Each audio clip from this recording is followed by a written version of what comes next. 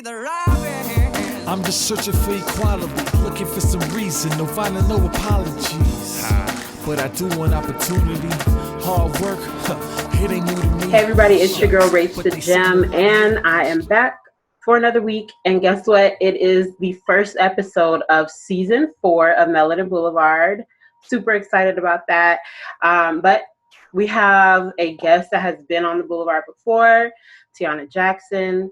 She is the owner of her own agency, talent agency. So let's check in with her and kind of see what's been going on with her these past months. How you doing? Thanks for joining us. I'm good. I'm fighting the power. Every day. So I wanted to check in with you about what, some new things going on in your agency. But first, before we get into that, how has everything been going for you with like the shutdown? And, let's check in with you. How you doing? So, as expected, the shutdown pretty much killed the entertainment industry, right? We really didn't have much working other than animation. So over time, we've seen, as certain states open back up, we saw some more breakdowns or projects come down the pipeline, but the majority of the things that we're seeing are going to be remotely filmed or voiceover. Okay. Yes, the voiceover. I always heard actors should always get trained in voiceover. And they'll never be out of work, even when, things are up and down. Voiceover is a great skill to have. Agreed. So, in Arizona, are things open back up, or are you guys still shut down? I believe things open back up. Unfortunately, I'm such a workaholic that I'm literally just here in my office or home. I went out for lunch with one of my clients a few weeks ago, and we did the whole, every other table thing. So things had opened back up, slowly since then. For the most part, from what I'm seeing, at least in terms of traffic patterns, everybody still that can stay home is kind of staying home. Definitely. Yeah. Yesterday, Las Vegas casinos kind of opened up, and it was looking real wild out there. And there was some clips of people in the casino. Nobody was 6 feet apart. It was just a lot of traffic. They have hand washing stations. It's just super weird to me. And I'm like, yeah, y'all can have that. I'm gonna be over here. I don't gamble, but if I did, I probably would be like, I'm gonna let y'all have that.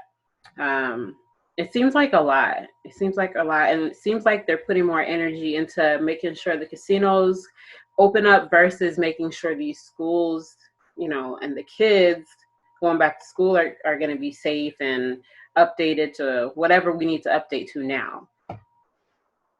But yeah, I don't know if my kids are going back to school anyways, because they sent out a survey asking if we had certain devices, and I'm like, oh, so that must mean it's going to be kind of distance learning until who knows when. So now we got to figure out some sort of balance with our work life, and I just feel bad for the people who have to go to an actual location of work and having to also worry about homeschooling too with your kids, especially if they're young and not self-sufficient. It's really hard, super hard. But yeah. So let's check in. The last time we spoke, from the last time we spoke to now, what kind of changes have happened in your business? Wow, I don't even know. I'm always operating at 1,000 miles per hour. Let's see. Was I a literary agent the last time we spoke? You were taking scripts? Yeah, you're taking scripts back then. Okay, well, that hasn't changed. We're still international. I have writers that I'm working with. I have a few producers that are coming on board that want me to be their rep. So we're just business as usual, fighting the fight, trying to kick open these doors that are barriers to entry. I've been taking meetings this week with a bunch of different studio executives and trying to figure out, what they're looking for, and really trying to have an honest conversation about, is there a pathway in for these talented artists that I'm working with that don't have an A-lister attached? So for those of you that don't follow entertainment, a lot of the shows that you're seeing have what is called a showrunner attached, which is the executive producer of the television show. And a lot of times these networks, because they have shareholders to answer to, they don't take a chance on new artists. new creators. They go with the sure thing. And so the work that I'm doing is trying to get these new creators with exemplary works to these studios. But in order to do that, I have to basically be aligned with Shonda Rhimes. Mm-hmm. That's damn near impossible. So we have a very challenging, we'll just say, workflow ahead of us that requires me to keep looking for someone who has the status that they want us to have to align themselves with us so that we can start getting these shows on the air and getting some fresh faces in and give consumers like premium content. Nice. So how do you feel about those who may not be able to go the route of getting an A-lister or going mainstream? How about freelance, or not freelancing, but independent productions? You know, how does that work when it comes to working with you? Well, right now I actually have some clients that are debuting a series called I'm They, which is something that they completely produced independently. And right now they're putting it on YouTube to at least just get it out there on a platform. It's a very unique and interesting concept. It airs Monday nights at 7 p.m. Pacific. So I'm an advocate for that route. But if we're looking at, you know, how do we create art that pays our bills, we kind of have to go into the studio model, the network model. Right. And so let's say that someone does have work on YouTube or some sort of streaming platform, or has, you know, this production already finished. Is it easier to pitch to someone if it's already created, or are they looking for scripts and, you know, things that are written? Yeah. So the answer is all of the above. You know, we have producers and network executives that are like, it doesn't need to be a script. It could just be a concept, a one-line concept, which typically is what a producer would have. They're like, hey, I have this idea. What do you think about it? Can we put in a development? Meaning, can we throw $100,000 behind it over the next year to have somebody write this? Mm-hmm. Like, that's ultimately what it means. And then you have people who have completed scripts that are ready to go to be purchased. And then you might have a pitch deck, which is a visual manifestation of that script or that idea. So that way we can kind of see your vision and see what you're talking about. Doesn't necessarily mean you'll be attached to it, but it gives us a good idea of what this project, what the storyline really is of this, because a lot of times that can be lost in translation when reading a script. Definitely. So it can be a lot of different things. And you could have a proof of concept or a sizzle reel where it's like a 1 to 2 minute video that shows you kind of what the show is going to be about or the film is going to be about. So there's so many different ways you can go about it. Like another one of my clients said, okay, I want to try to break into the comic book universe. So she took one of the obviously underserved Black woman helm comics, the Tiauna, and she created a series with a few of my other clients. And so it's a diverse series that has Katana, Green Lantern, and Zatanna in it. And they're fighting these aliens that have come to the planet. And they did it during quarantine, where they filmed their stuff separately and then filmed together 6 feet apart. And then use some CGI effects to have these, you know, aliens come down and they're fighting and doing all these cool things. And so content creation, you know, at this point is in our hands. It's literally at our fingertips 24/7 because everything went digital. Cameras went digital. Yes. When I was coming up, everything was on film. You couldn't do the things that you're able to do now. So, you know, to any content creator listening, like, know that you have power to get your work out there. But the hard part is trying to get these studios to get behind you. And so that's what we're working on, is trying to get this stuff to mainstream audiences, you know, and then go that route, the more traditional corporate route. So on your page, you've kind of been voicing, not even concern, just the facts about working in the industry as a Black person and being represented by Black people. You see a lot of people on this Black Lives Matter wave because of everything that's going on with the protests. I kind of wanted to give you a chance to kind of express what you meant and what you mean by the things that you post. You know, I saw a post that says something like, okay, you support Black Lives Matter, or these companies support Black lives, or they care about Black lives, but what's your board look like? So I kind of wanted to touch on that also. Yeah, it's something that, you know, consumers don't really know about, and I try to talk about it as much as I possibly can, and I say it like this. Just because someone is pro-Black on social media doesn't mean they're actually pro-Black, meaning you can have insert A-list Black actor who's out here on a red carpet with other Black actors. Oh, it's so melanated, you know, Black excellence. But their handlers are white publicists, white managers, white attorneys, white financial planners, you know what I'm saying, white agents. Like, they don't work with people of color in their business dealing. And so what I'm being vocal about is the fact that if you're over here complaining, because they have, well, there haven't been opportunities for me in entertainment and I want that to change. Well, guess what? If you want that change, you're going to need to do the work that's necessary to make sure that we have more Black executives, have more Black film studio heads, have more Black publicists, more Black agents, more Black managers, more Black attorneys, you know what I'm saying, more Black financial planners. If you want to see diversity, you're going to have to start putting diverse people in those positions. And that goes beyond just the corporate side of the handling of talent. It also stems into the casting of talent. The majority of the casting directors in the casting society of America are white, like damn near all of them. And these guys are casting our diverse shows, right? Same thing with IATSE, the union that has the crew members, the makeup artists, the hair artists, the grips, the cinematographers, the sound engineers. All of these traditionally have been good old boy clubs. And there are barriers to entry in those because they tell you, oh, well, you need to have a 30-day permit to get on. And if you do a cold call trying to get a 30-day permit, you're not going to get one. But you know who gets one? I know somebody who got one. This guy, he is in the Stagehands Union, which is Local 33, where they do all of the stuff inside of like an amphitheater. So like if you do in the Grammys and the stagehands are loading in the lighting grids, his son is a convicted felon. Son gets out of prison, daddy walks him right into a job at IATSE. Wow. But I can't get in on IATSE. My best friend who has a master's in film can't get in on IATSE, but his son can walk right in.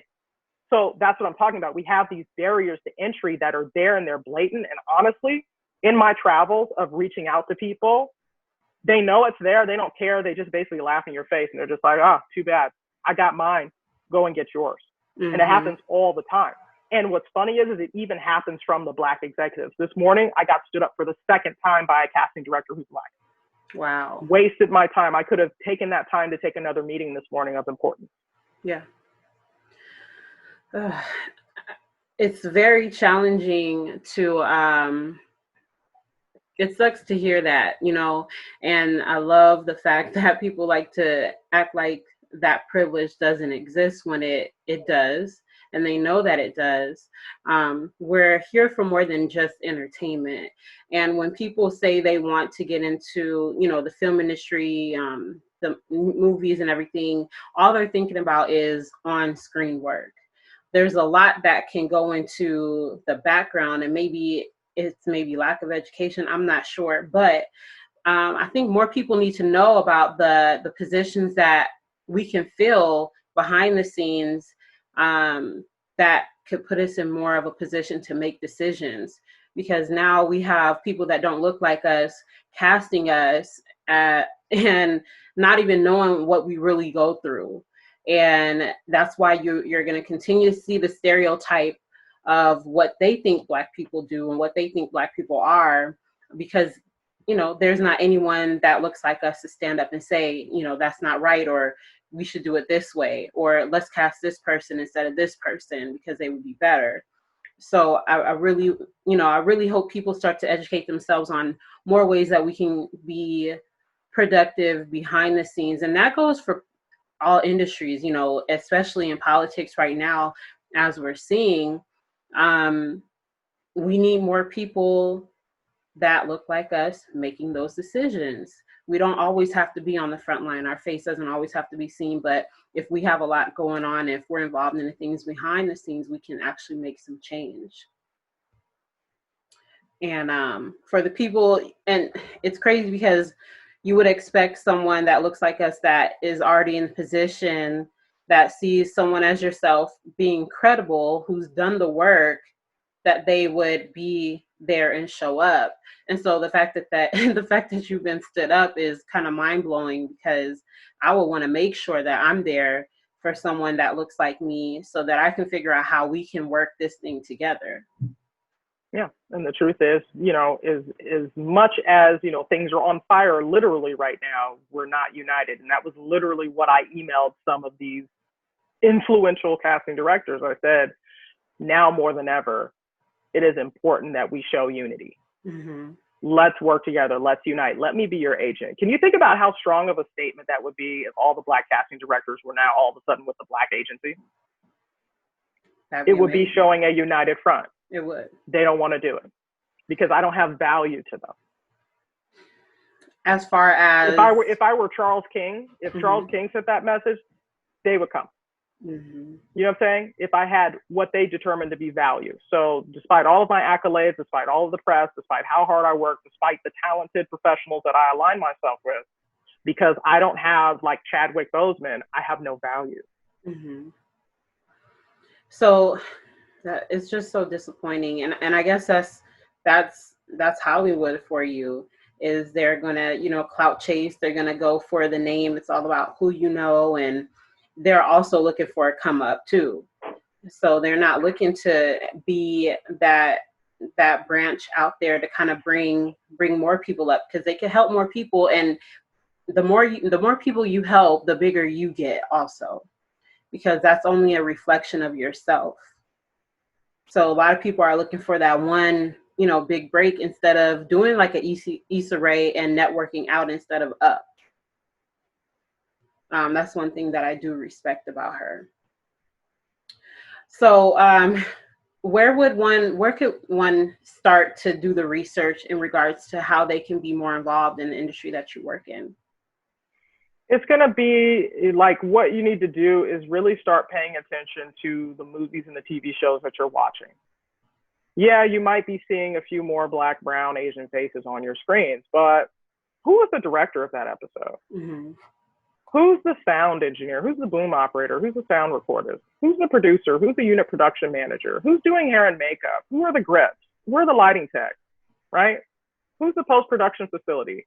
Start looking at the makeups of those crews. Look at who the casting director is. Like, just start looking at the names in the credits to see really what's going on here.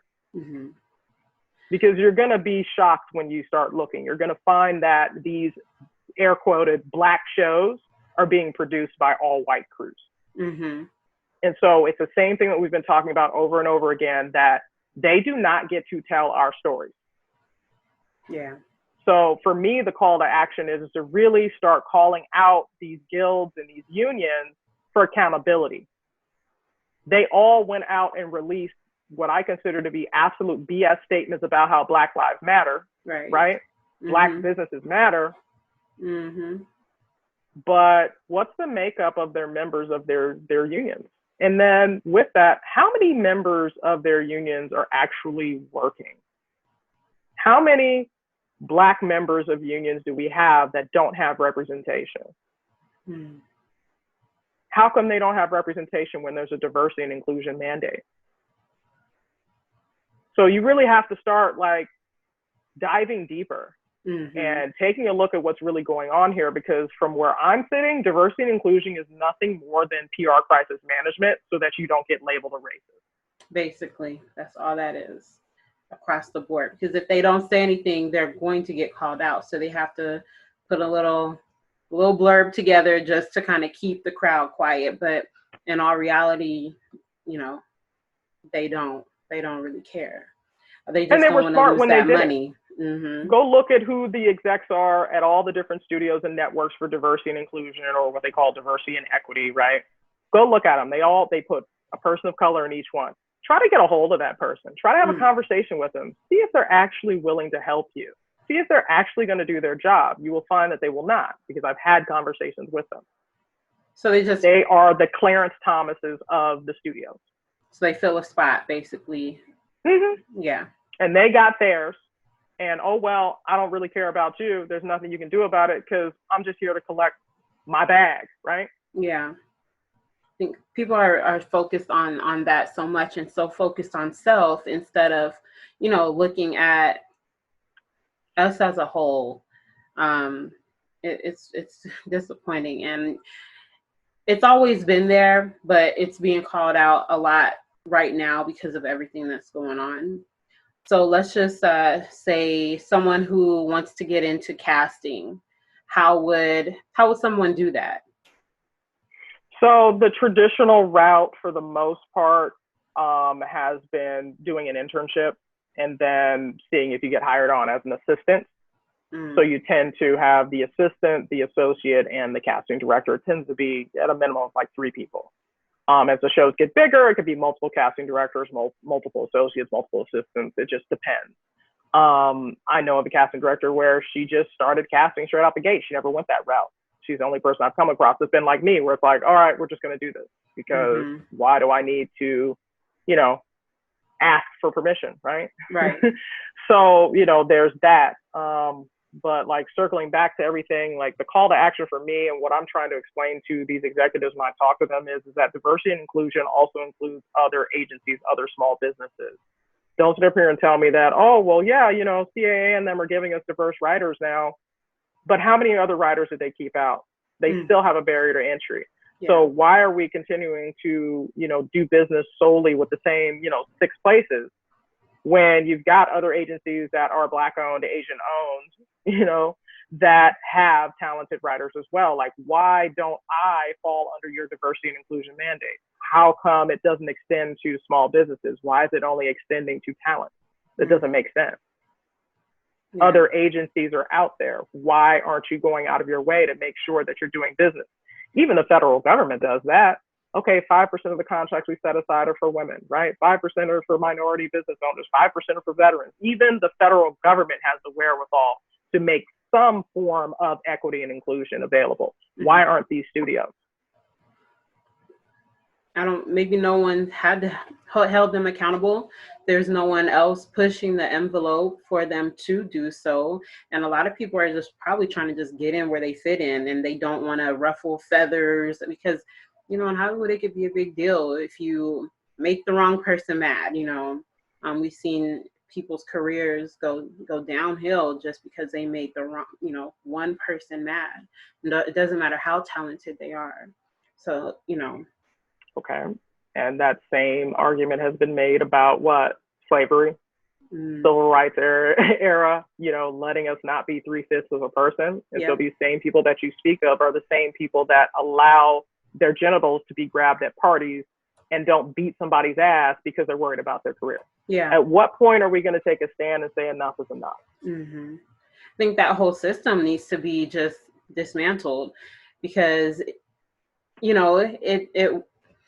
it's beneficial to the people higher up, and everyone else that's trying to work, they're the ones who are getting hurt in the process and who aren't, allowed to be as great as they want to be, and they're missing out on a lot of great talent. I think we talked last time about the reboots. We see so many reboots, and there's so many other people out there that are putting out original and unique content, but why do we keep seeing these reboots? It kind of blows my mind. We're not seeing, original, fresh ideas. We're getting franchises rebooted, on TV.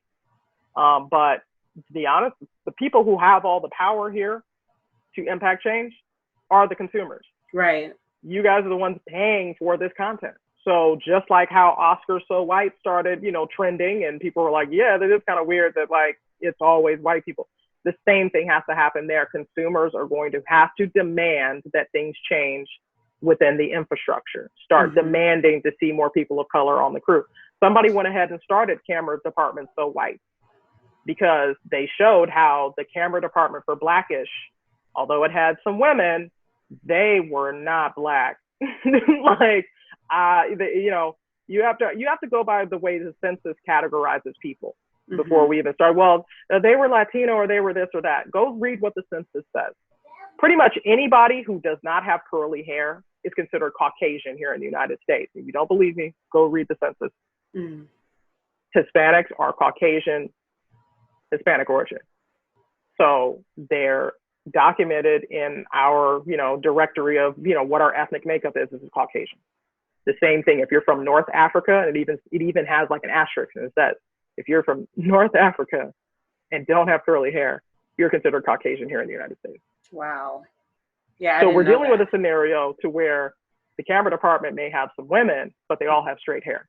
Where are the women with the locks? Where are the women with the curly hair? Where are the 4 C's? Like, where are they? Where are the men? They can't all just be relegated to being soft-spoken like Kenya Barris. Like, he's literally had to hide his blackness his entire career, and you can see it when you watch Black as Fuck. Yeah, you can. He's had to, that man is what? He looks like he's about 6'3", right? He's a tall man. He's a big man. Yeah. And he has to whisper when he talks so that people aren't afraid of him. Like, are we even thinking about that? And he's showing it to you, you know, and he's kind of like, yeah, I'm putting up with all this bullshit. I really don't understand why. But he's been in the industry so long that he's been conditioned for it. And he's like, this is just my life. But at least I'm rich now. Yeah. Like, he's saying it, that you guys are attacking him because he's showing wealth. But that is a reality for a lot of Blacks. See, the problem is you have all these reality shows that are out here designed to make us think that everybody lives like that. I don't live like that. You don't live like that. I don't know anybody who lives like that. The people on those shows don't even live like that. Right. Right. That's facts. Yeah. I definitely saw that in when I watched Black AF. It showed how you have to kind of dim your blackness and basically fall into what they think you should be in order not to offend or intimidate them. And you know, that's not us. You know, that's not us. We automatically are shining. We automatically have a presence when we walk into a room. And he's tall too. How do you dim that? You know, I'm sure that took years of trial and error for him to even get to where he got. So it's so much that goes into this when we think of how we're represented in all industries. So as far as calling these people out, you know, what can we do with you to, you know, keep the movement going? At this point, I'm trying to have as much unity as possible. So here's my call to action. Somebody's got a cousin who's Denzel Washington. Somebody's got a cousin who's Kerry Washington. You know what I'm saying? Somebody's got a cousin who's Shonda Rhimes. Somebody's got a cousin who's Terrell Owens. I need you guys to get on your kinfolk and tell them that there's a Black agent here. And if they really are about Black economic wealth and sustainment, we need to align. We need to show a united front. Align with my agency, align with me. Let's show the entertainment industry that enough's enough. We're not going to take this line down anymore. If you're not going to respect us, give us equal pay and equal opportunities, we will align ourselves and we'll start doing it ourselves. We will do it amongst ourselves. And I know it's a big ask, but we have to. We have to set aside all the other little fractured things in the Black community, the weaves versus the natural hair, the light versus the dark, the gays versus the straight, you know what I'm saying? That the out of wedlocks versus the marrieds. Like, we have to let all that stuff go. Yeah. We have to come together, because if we don't have Black economic empowerment, they are still going to treat us as if we have no value. They literally take our culture, bottle it up and monetize it, and then tell us that we're a problem and that we're uncultured and that we shouldn't be cultured. But we're loving, outgoing people, human beings, and our culture is demonized and monetized, while the Italians, who are damn near similar, get revered and turned into TV shows and movies that are the best thing ever. It doesn't make any sense. So my call to action is align with me. Let's work together. Let's impact change. Nice. I love it. So when you say let's do our own thing, it would be something similar of we need more Tyler Perrys out there. Would that be? Yeah, if we're putting in the sense of a name that we know of that's doing their thing, you know, vocally, independently, as far as we know, it would be him. But you do have a lot of actors that have their own production studios, but they still do go inside of that studio network model. You have to understand that we weren't allowed, and low-key still aren't allowed, to own news networks. Why do you think they're going after Byron Allen so hard? Yeah. You know what I'm saying? So there's a scenario where there are folks who are out here that want to do these things, and the only power they could get for themselves was, okay, I'm going to start my own production company.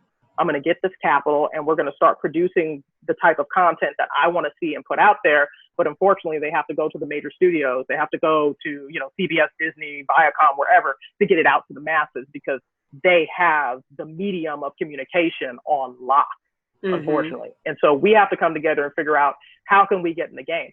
OTT changed a lot, which is over the top, which is the direct streaming, essentially. You can now pay, a couple $100s a month and have your own little internet-based television network. We're going to have to move in a different way. If we start pulling that premium content from these networks that have been treating us like trash, they will go belly up. They have two choices: assimilate or die. Yeah, basically. And I think that's what more people need to understand, is that our dollar drives our content, drives our culture, drives. And so without those three things, they don't have anything. And so that's where you would see their structure and their system start to crumble, because we can protest, and I have nothing against protesting, but we also need to think of other ways long term that we can do and implement to make a change. And that's hit them in the pockets. We have original ideas that form entertainment. We have those original ideas. If you even talking about sports, that's all us. And so without us, if we start pulling these people and start to form our own, what happens? It's done. It goes away. And I think if more people think that way, I think it would push us a lot further. I know a lot of people might be a little scared because they feel that that's the only way that they can make it financially. But if you look at the statistics, we are always the ones spending. So that's why, people maybe don't like when I say that. We don't really need anybody else. All we need is us. All we need is us to spend with us, and we'll be fine. Yes, money is green and we can sell to anybody, but if we're already driving the economy, why can't we do that for ourselves? And to the naysayer that says, oh, well, this has never been done before, it's not going to work. You need to know your history, because they were doing it in Greenwood, in Oklahoma, Tulsa, Oklahoma, where they had their own town and they had more millionaires in that per, square mile than any other city in the United States. And what happened? They burnt it down. Right. There was even they had their own airport and everything. They had an entire... They had everything. Yeah. Everything. It was a utopia. Yep. No need to go outside. The problem we had is if we walked across the railroad tracks outside of our little town, then we had problems. And, people that don't know the history, they always say that, why don't we create our own? Yeah, we did. And so if we were to do it again, what happens? Are we going to be burned down? World War III. Yeah. You already know. Because that's money that we're talking about. That's money that's taken out of their pockets. So it's just strategy. Listening to the call of action that you put out, relying on the people that we know close to us who are already, in the industry and that are closer to the actors. If we have any family members, calling the people out that need to be called out, and, taking control of our content, taking control of our dollar is so important. It's not going to happen overnight, but it can definitely happen. So I just urge everyone to listen to that call to action and do your part. Everybody's not meant to march. Everybody's not meant to create the strategy. But if we can have the strategy and the plan, we can all follow it. So before we go, just let everyone know where they can find you. Anyone who needs a representation, check her out. She has great talent already. And you're available in certain states, right? Yeah, I cover pretty much internationally. I have offices in LA, in the Southwest, in the Southeast, and New York, but we get the breakdowns for all over the world. Pretty much everything cast out of LA and New York, and then we'll film like Georgia, Canada, Japan, Dubai, stuff like that. So LA is always going to be that main central hub for casting and developing production, and then physical production will take place in another location most of the time. Okay. Can you give us your handles so we know where to follow Yeah. you?